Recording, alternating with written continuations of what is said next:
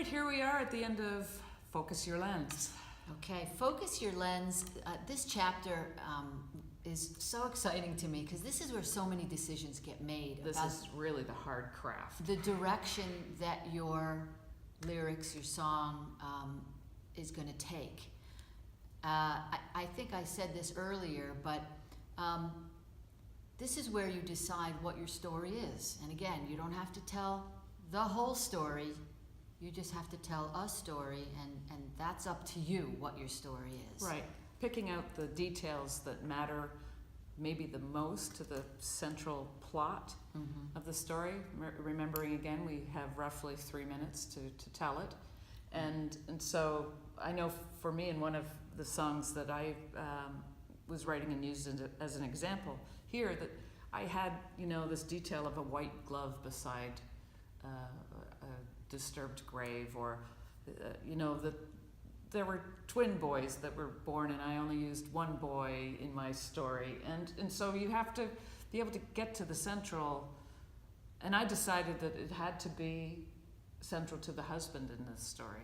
Right, so that could have taken, there's so many details in that, but to have included all of them would have been really confusing and hard to communicate. So again, you can tell a beautiful love story about somebody that you know that ended in a horrifyingly acrimonious divorce. You know what we're talking about.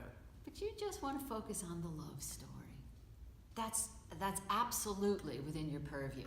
So when you go through and you find the gems from your writing exercises, and then you put them onto a separate page, or you don't, or you circle them or whatever, and we're not going to go into all of the song form and the rhyme schemes and all of that, because that's in the book. You're going to polish your gems by asking those 3 questions, and that's actually something I do every time I write a song. Right, and that was really helpful because you gave those ideas to me too, which was your 3, what have I said? No. What am I trying to say? What am I trying to say? What have I already said? What does that leave? Right. And I'm thinking critically sort of from the end as my own audience. What do I still need to say so that my audience won't be confused and they'll get it? They'll get, the central point of my song. And I don't know if we actually left this in the book. It was one of my favorite metaphors about being on a luge run, on that little sled hurtling at hundreds of miles an hour down this little run. Every word that doesn't really fit your mouth, every image that doesn't serve your central theme slows you down.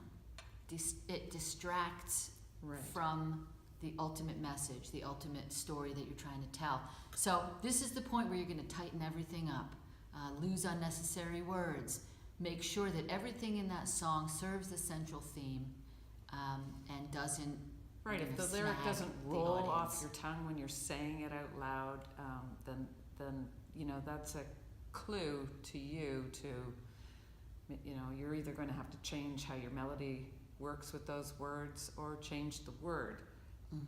So you have to look at all of those details. And also, we don't talk a lot about melody in the book, but now in the video I can share with you one of the things that I do is I just say the lyrics. I don't worry so much about my guitar initially or the instrument that I'm going to play them on, and I'll speak the line and let the actual rhythm and natural elevation and valleys of the line indicate where my melody is going to go. So that's cool. When we do like a line, let me just think of a line in a song here. Okay, while you're thinking, a device that I sometimes use when I get stuck on a melody was introduced to me by the late Penny Nichols, who was a great songwriter for decades.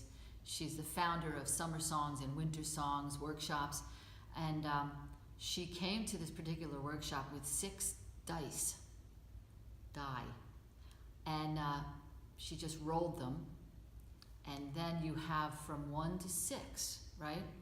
Knowing, of course, that the possibilities for a particular scale are 7. You just have to supply that 7th one yourself. And whatever the order of the dice, that's the step of the scale that you're going to use for your melody. 2, 5, 4, 1, 3. It could be super weird. It could be super weird. But it's a great place to get you out of a rut. Exactly. If you're kind of blocked, or if you're like a lot of us, have our favorite chords or have our favorite key to sing in, and so here, try something new so that our voices can be challenged and we write in a direction that we might not otherwise have considered. And here's the thing about letting the lyric predict where the melody will go. So here's a line in my song called Starlight. The first couple of lines are, lying with you on the hood of my car, lying with you on the hood of my car, under a blanket of autumn stars. I think, lying with you on the hood of my car. I'm trying to find the rhythm in that. Lying with you on the hood of my car, under a blanket of autumn stars. And I'm not trying to overemphasize here, I'm just saying it. Lying with you, lying seems to be up here, lying with you on the hood of my car, under a blanket of autumn stars. And so the melody that I came up with for that is, lying with you on the hood of my car, lying with you on the hood of my car. That just, maybe it's not all valley and rise on that. Maybe it's just where the length of car, lying. Do you understand what I'm trying to share with you here? Does it make any sense? Go listen to this song, Starlight by Nancy Beaudette. It's great. You'll love this song, and then you'll get what she on means. The hood of my car, under a blanket of autumn stars. It's just a way that I work to get my melody into a place and make sure that the words are given the proper space that they need to be understood. And that's right. That's Now, what I do. You might have taken that melody in a completely different way. And that's the beauty of this. Right. The beauty of it is we each get to create our own version of who is the sort of first the that same kind of thing. said, also the thing that's important about that, or Pat Pattison is the one who taught me that, but I don't know if it's original to him, that we must place the emphasis on the right syllable, right? So speaking out the lyric first ensures that you're going to do that. Where is the strong point of that word sit? And so if it's syllable, say syllable, not syllable. All right. So you notice how we're not going to talk about what? What about are we not song talking about? form and lyrics and stuff, because that's already in the book. That's in there. Yeah. So this is your opportunity to tighten everything up.